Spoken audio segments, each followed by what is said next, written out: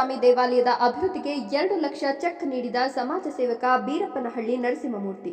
ಶಿಡ್ಲಘಟ್ಟ ನಗರದ ಐತಿಹಾಸಿಕ ಸೋಮೇಶ್ವರ ಸ್ವಾಮಿ ದೇವಾಲಯ ಅಭಿವೃದ್ಧಿ ಕಾರ್ಯಕ್ಕೆ ಸಮಾಜ ಸೇವಕ ಬೀರಪ್ಪನಹಳ್ಳಿ ನರಸಿಂಹಮೂರ್ತಿ ಅವರು 2 ಲಕ್ಷಗಳ ಚೆಕ್ ನೀಡಿ ತಮ್ಮ ಧಾರ್ಮಿಕ ಭಾವನೆ ಹಾಗೂ ಸಮಾಜಮುಖಿ ಸೇವಾ ಭಾವವನ್ನು ತೋರಿದ್ದಾರೆ.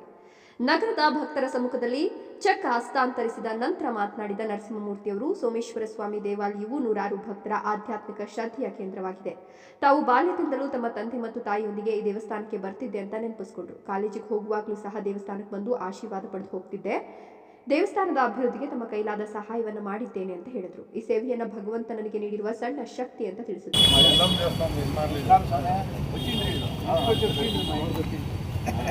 ಸ್ವಾಮಿ ದೇವಾಲಯದ ಅಭಿವೃದ್ಧಿ ಟ್ರಸ್ಟಿನ ಅಧ್ಯಕ್ಷರು ಡಾಲ್ಫಿನ್ ನಾಗರಾಜ್ ಚೆಕ್ ಅನ್ನು ಸ್ವೀಕರಿಸಿ ಮಾತನಾಡಿದರು. ದೇವಸ್ಥಾನದ ಜೀರ್ಣೋದ್ಧಾರಕ್ಕೆ 2 ಲಕ್ಷ ರೂಪಾಯಿಗಳ ಡಿಡಿ ನೀಡಿದ್ದಾರೆ. ದೇವಸ್ಥಾನ ಸಮಿತಿಯವರು ಅವರ ಈ ಕಾರ್ಯಕ್ಕೆ ಅಭಿನಂದನೆ ಸಲ್ಲಿಸಿದ್ದಾರೆ. ರಾಜಕೀಯ ಮತ್ತು ವೈಯಕ್ತಿಕ ಜೀವನದಲ್ಲಿ ಅವರಿಗೆ ಯಶಸ್ಸು ಸಿಗಲಿ ಅಂತ ಹಾರೈಸಿದರು. ಈ ಸಂದರ್ಭದಲ್ಲಿ ದೇವಾಲಯದ ಆಡಳಿತ ಮಂಡಳಿ ಸದಸ್ಯರು, ಧಾರ್ಮಿಕ ಮುಖಂಡರು ಹಾಗೂ ಭಕ್ತರು ನರಸಿಂಹಮೂರ್ತಿಯವರ ಸಮಾಜಮುಖಿ ಸೇವಾ ಮನೋಭಾವವನ್ನು ಶ್ಲಾಘಿಸಿದರು. ಅವರು ನೀಡಿದ ಸಹಾಯದಿಂದ ದೇವಸ್ಥಾನದ ಅಭಿವೃದ್ಧಿಗೆ ವೇಗ ಪಡೆಯಲಿದೆ ಅಂತ ಅಭಿಪ್ರಾಯಪಟ್ಟರು. ಸಮಾಜದ ಹಿತದೃಷ್ಟಿಯಿಂದ ಧಾರ್ಮಿಕ ಕೇಂದ್ರಕ್ಕೆ ನೀಡುವಂತಹ ದಾನ ಧರ್ಮಗಳು ಭಕ್ತರಲ್ಲಿ ಮಾದರಿಯಾಗಬೇಕು ಅಂತ ಹಲವು ಭಕ್ತರು ಮೆಚ್ಚುಗೆ ವ್ಯಕ್ತಪಡಿಸಿದರು.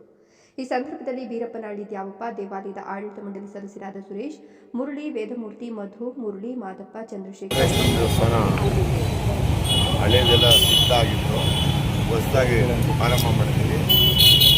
ಈ ಕೆಲಸ ನೋಡಿ ನಮ್ಮ ನರಸಿಂಹಮೂರ್ತಿ ಅವ್ರ ಪಾಪ 2-3 ಸಾರಿ ಬಂದು ನಾನು ಏನಾದರೂ ದೇವಸ್ಥಾನ ಸಹಾಯ ಮಾಡ್ತೀನಿ ಅಂತ ಹೇಳಿ ಇವತ್ತು 2 ಲಕ್ಷ ಡಿ ಕೊಟ್ಟವ್ರೆ.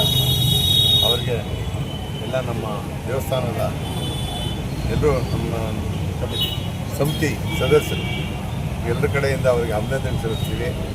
ಇನ್ನೂ ಅವ್ರಿಗೆ ಒಳ್ಳೆಯ ರಾಜಕೀಯದೊಳಗಾಗಲಿ ಆರೋಗ್ಯದೊಳಗಾಗಲಿ ಒಳ್ಳೆ ಮುಂದಿನ ಮಟ್ಟಕ್ಕೆ ಹೋಗಲಿ ಅಂತೇಳಿ ನಾನೀಗ ಆಚರಿಸ್ತೀನಿ.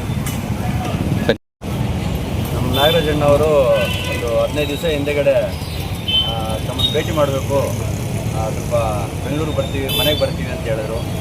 ನಾವು ಹೇಳಿದ್ವಿ, ಅಣ್ಣ ನೀವು ಪಾಪ ಅಷ್ಟೊಂದು ದೂರ ಯಾಕೆ ಬರ್ತೀರಾ, ನಾವೇ ಬರ್ತೀವಿ, ಅಲ್ಲಿ ದೇವಸ್ಥಾನ ಹತ್ರನೇ ಬರ್ತೀವಿ, ಇಲ್ಲ ನಿಮ್ಮ ಮನೆ ಹತ್ರನೇ ಬರ್ತೀವಿ ಅಂತ ಹೇಳಿದ್ವಿ. ಅಣ್ಣವ್ರ ಮನೆಗೆ ಹೋಗಿದಾಗ ಅಣ್ಣವ್ರು ಹೇಳಿದ್ರು, ಈ ಥರ ದೇವಸ್ಥಾನಕ್ಕೆ ನಿಮ್ಮ ಸೇವೆ ಏನಾದರೂ ಬೇಕು ಅಂತ ಹೇಳ್ಬಿಟ್ಟು.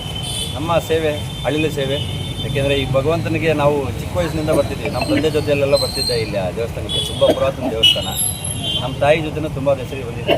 ಆಮೇಲೆ ಸೋಮವಾರ ನಾವು ಇಲ್ಲಿ ಬರ್ತಿದ್ವಿ.